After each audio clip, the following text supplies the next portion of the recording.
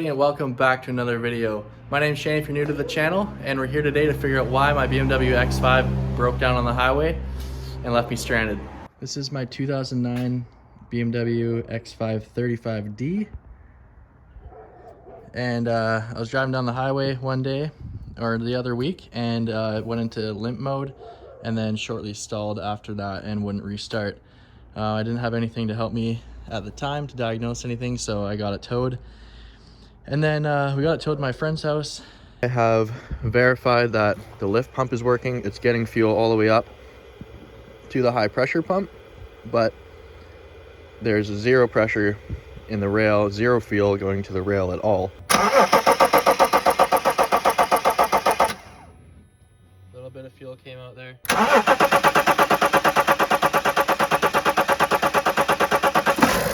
Give her a little blip.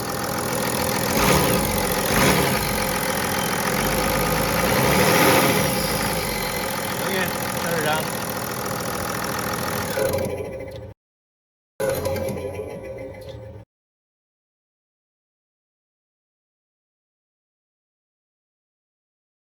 I ended up not changing any parts and getting it started again enough to limp it here. So we're here at the garage, and we just gotta move the drift car out of the way so we can get the X5 in here.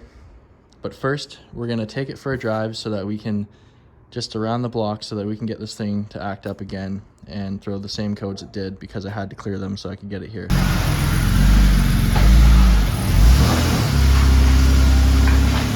All right, so we're here in the X5. It usually takes a couple extra seconds to start when it's having this problem. So it took a few seconds to start, but it's running.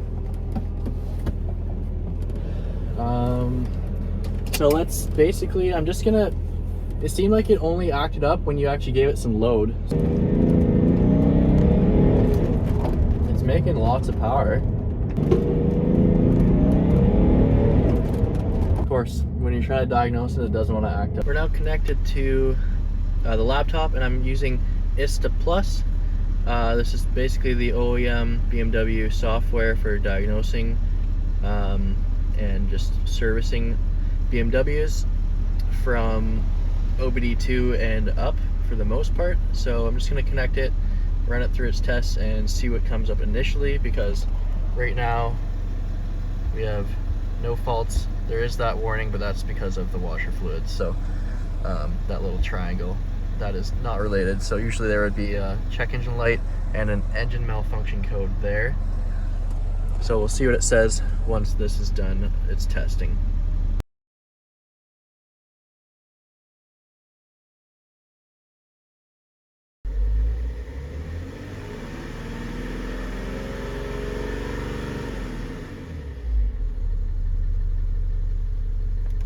One of my main concerns here would be the rail pressure monitoring on engine start, because like I said, it was taking a few extra seconds to start.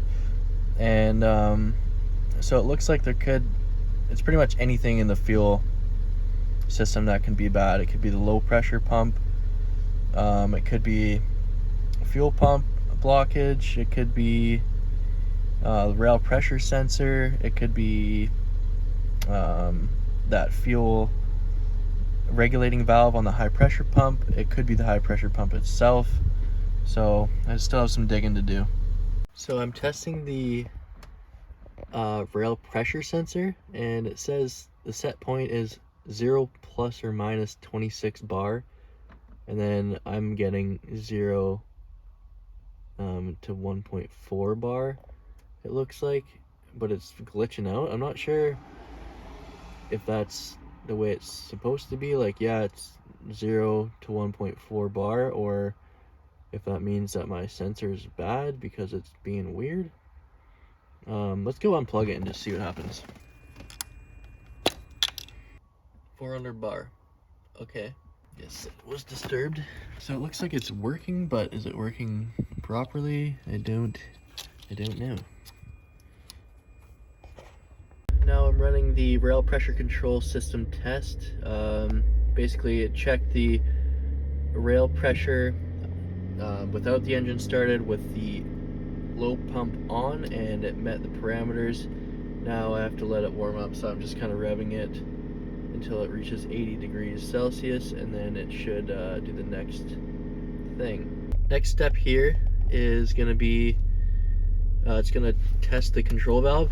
And the interesting thing about this, the test is relevant if the engine stops after coasting, which I think is what happened when it initially broke down.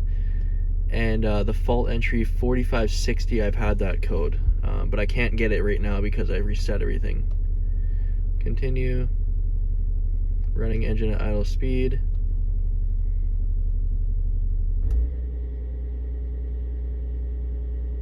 Okay, it's testing it now, and the idle was kicked up to like 1200 RPMs. Okay, test is done.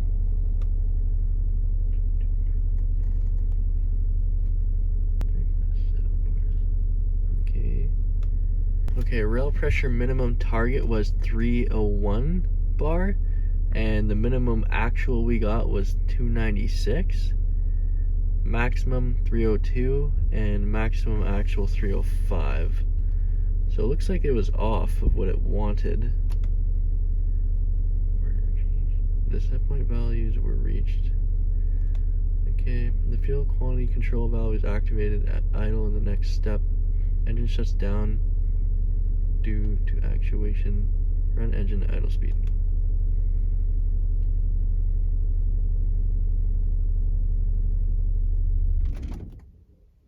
Okay, it shut down. The engine shut off. Yes. Continue. Switch off terminal. Blah, blah, blah. Basically, just wants me to turn the ignition off. Are you sure that the Yeah, you said it was okay. It's starting up normally now, like quickly.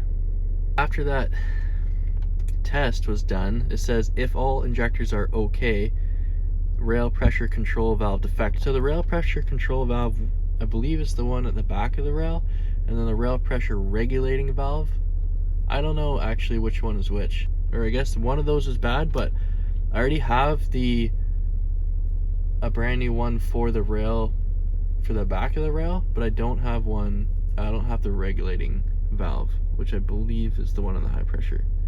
Here we are. I have ohm tested the metering valve here, and it's at 3 ohms. It's supposed to be between 3.4 and 3.8 ohms, so it is off. So it's suggesting that that is failing. So I'm just gonna go ahead and order one of those, and I already have the rail pressure solenoid at the back of the rail to replace too. So I'm gonna replace those two parts, and I think that's gonna fix this thing. Based off of the codes that I got when it broke down, but at the time I wasn't able to fully take a look at them. I was more concerned about getting the car off of the road. So at this point, I just need to go with where those pointed. So that's going to be this pressure regulate or pressure relief at the back of the rail, which I have the brand new part, so I'm going to put that in. It's going to be the metering valve on the high pressure pump. I'm going to change that too, and then I'm going to check my fuel filter, which I already replaced 3,000 kilometers ago, so I don't think it's that, but I guess if I got a bad tank of fuel or something like that from a gas station, then that could be it. So I'm just going to replace the things that are related to those codes. The pressure sensor is also related to those codes, but every time I test it with ISTA, it's reading the rail pressure just fine, so I don't think that's the problem. And initially I wasn't getting any fuel to my rail when I was first trying to diagnose it, so that's going to be either the fuel not getting up there because of the low pressure pump, or the fuel filter being plugged. But I did disconnect all that stuff and there was fuel getting up there, so I'm pretty sure it has to be either that solenoid that I already have or the metering valve. So I'm gonna go ahead and order the metering valve anyways, just so that I have a peace of mind, because if one fails, the other one's shortly behind it. You know, that's the way it goes. So I'm just gonna replace both of those, and let's see if that fixes my problem. This has been a fun car though. It does have I did do a EGR delete, swirl flap delete, and a tune from JR stage 2 tune. It still has a DPF and stuff, so didn't go full tune and delete on it, but it's half deleted and tuned, and it goes pretty fast, and that's kind of the only reason why I kept it, because it was practical, comfy, and fun to drive. But at this point, the second time it's broken down. The first time was a bad injector due to water damage, so I'm just kind of sick of fixing it at this point, and I just want to move on.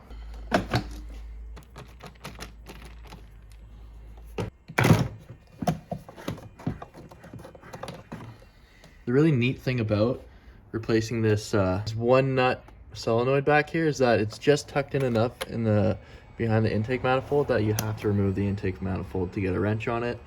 So we're taking this off now.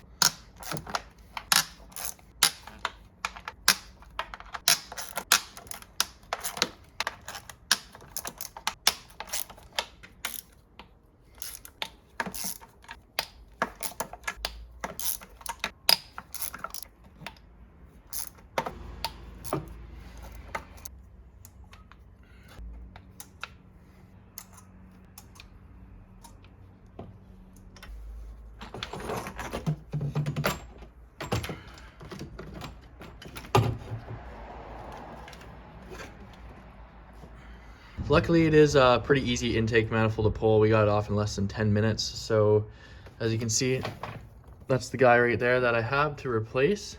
And then this valve here I'm gonna replace as well. Actually, it's so hard to get back here and get some leverage on this thing. And I don't have an actual wrench for it.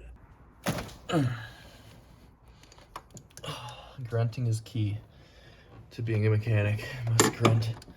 If you're not grunting, you're not doing it right. Old one versus new one. They obviously look identical. There's a little bit of debris on this though. I'm not really too sure what that is, but it's soft, so it can't be that big of an issue. Unless, I mean, it could block stuff, I guess. But what I'm gonna do though is I'm gonna take a picture of this information, or I guess this video will do enough. Just in case I have to code this into the car using ISTA, because I had to do that with my injectors, so at least I have it now, so I won't have to pull it out again.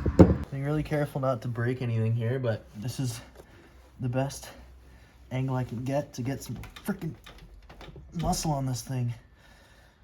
Okay, that's pretty tight, and it looks like it's right where it needs to be for positioning.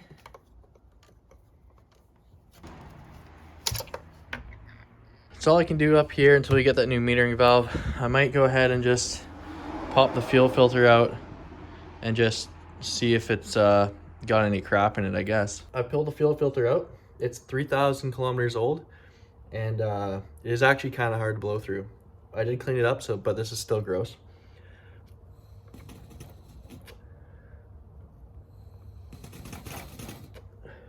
I have to put quite a bit of effort in to blow through this. So there obviously is debris, and this came out of the outlet side as I first blew it out of the fuel filter, and that looks like quite a bit of debris. I don't see any water, which is good, but that doesn't look really that good. I'm guessing this is plugged up, and I need to replace it again. We're gonna go ahead and see if we can open it up and see if there is some debris in here. Okay, I went ahead, cut the top off of it, gutted it, opened it, pulled it apart, and it looks fine. I don't see anything major. Like, I don't really understand why it was so hard to blow through. Is that just the nature of these filters? I mean, they are pretty tight filters, obviously, but I remember it blowing through it when it was new, and it was not that bad. So I'm not really sure what the deal is there, but if you know, let me know. Since we already tested the lift pump and it's getting the proper amount of pre-pressure to the rail, I'm not gonna replace the lift pump at this point. If the problem persists, I guess that would be the only other thing that it could be, unless it's an electrical problem or a module or the ECU, which I I'm just really hoping it's nothing like that. So load up the cannon, we're blasting some parts at this thing, and then we'll come back when we got the new parts in.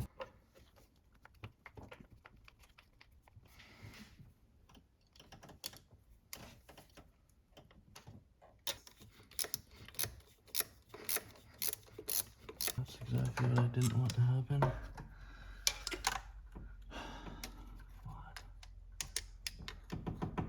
We now have the new metering valve in and the pressure regulator valve. Next up is gonna be the new fuel filter. Oh, there's a plug on there.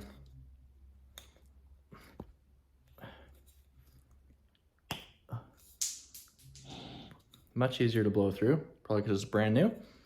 Let's go ahead and throw this in.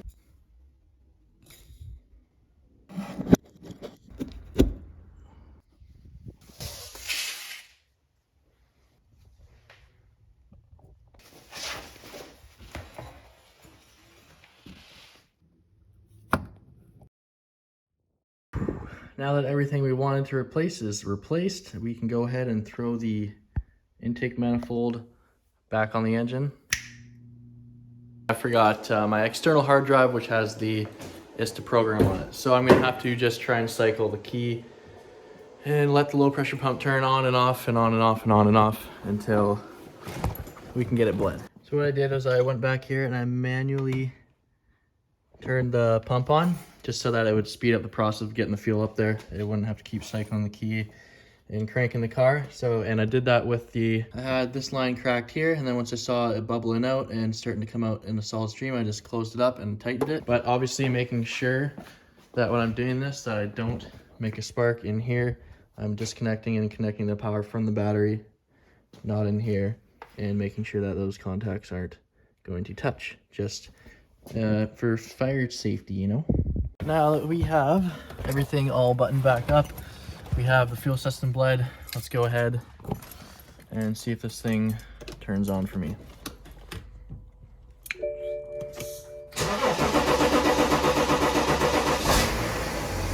There we go, she's turning on.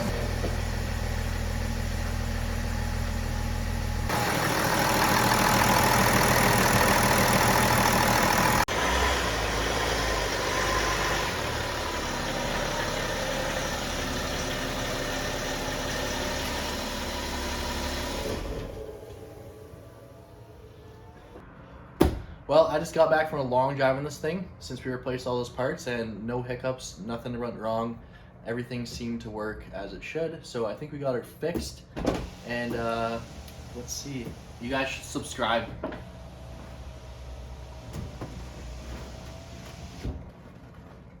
Sorry about that. Thank you, I appreciate the support, but I told you just to stay out of it, okay? I can handle this, okay? If they like the video, they'll subscribe. Just stop.